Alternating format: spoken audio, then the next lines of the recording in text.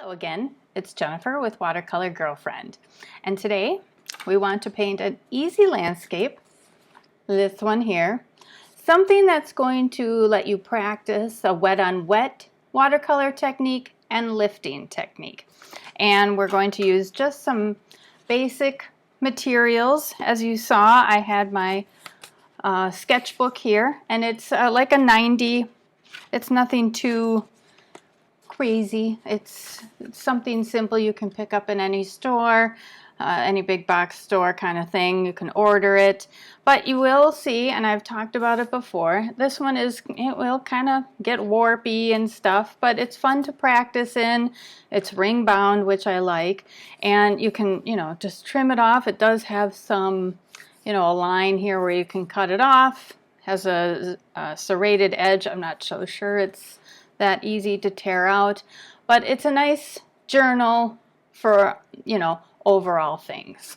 But it is about a 90 pound. If you want something to sit flatter, aim for 140 pounds.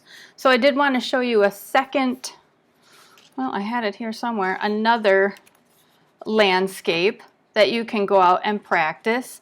And you can head out into your backyard. You can find a photo online. You can go to the local park. It doesn't have to be anywhere, long distance. And you can try looking at different landscapes, things with a lot of trees, things with just kind of a plain. I think I'm going to have to show it to you at the end. I will find it and show it to you at the end. This is it. This is the other one. So we're gonna show you the first one, how to do the first one, but know that you can explore different possibilities. This is more of a beach scene. It's got some sand, it's got some water, and it's got some sky. And again, with some lifting in there. So we should head right over. Again, a brush.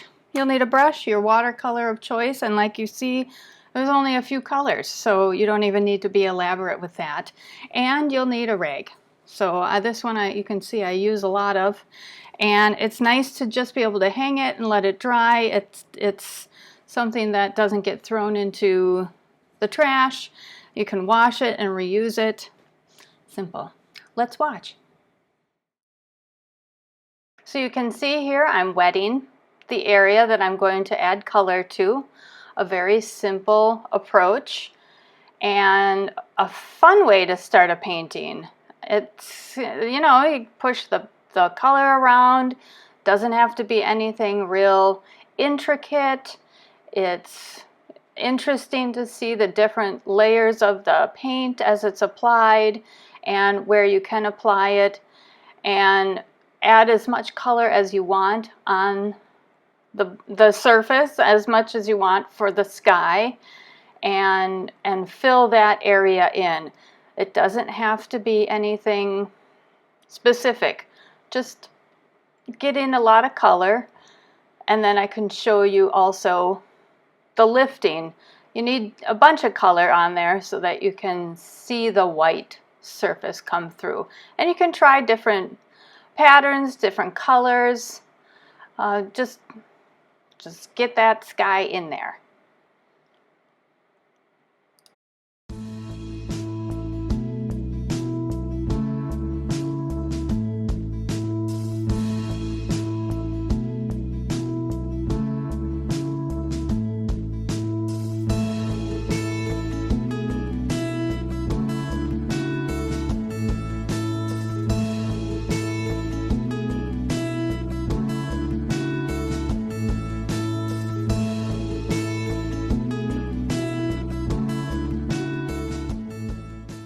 Now you'll just move right into lifting with your brush. See how I remove that? And you'll want to start with a clean brush, and then you don't even need to clean it in between lifting. Look how cool that looks. It quickly looks like clouds. And you just can wipe it on that piece of cloth that you have, paper towel of course, or you can wipe it on like a extra piece of paper and use that again for some other project. And we'll just keep going through that until we get kind of the feel we like. And you can also use the rag itself and bring it off. It'll give you a different look, and this can, you know, the brush, you can guide it into in different ways than you could with a cloth itself. This can be a little more delicate, a little more, you know, different types of pressure on the existing color already. So just a little bit more with the brush, and I'm using a little bit of water just to move some of the color around. You know, this is your painting. You can do it however you would like.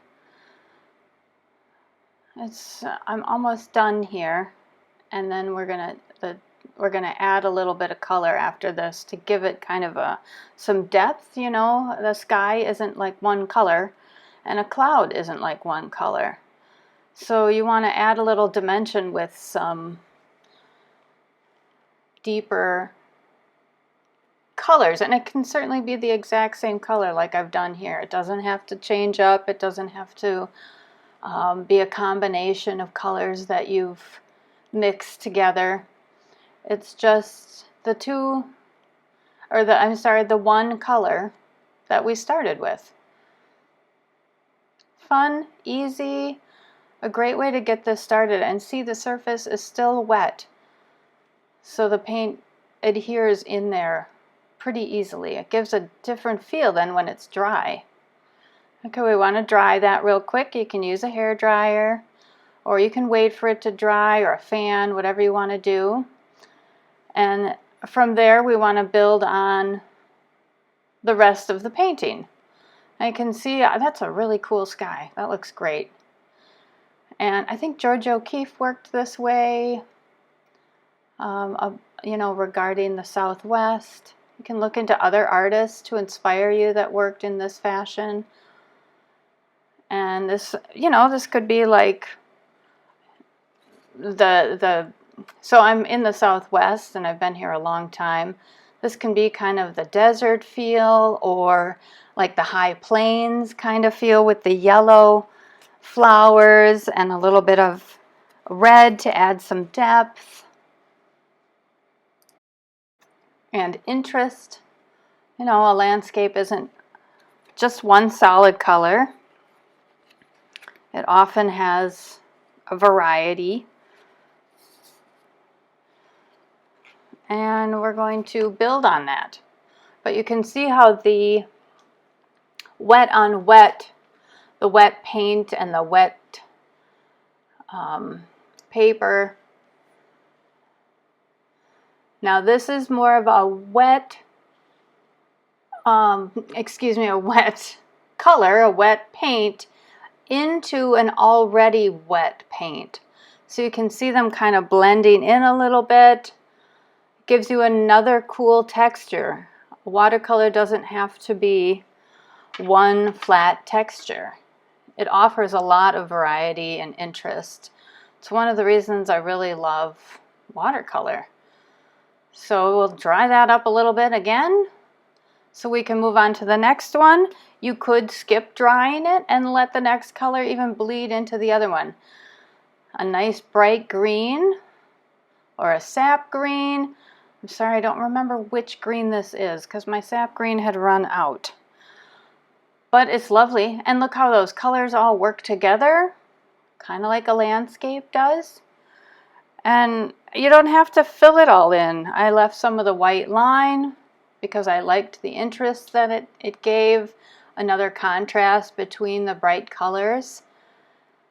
And add in some like you did up above, wiping away certain areas to give it highlights, a little bit of a rest in that color. It doesn't always have to be, like I said earlier, a solid green, a solid blue.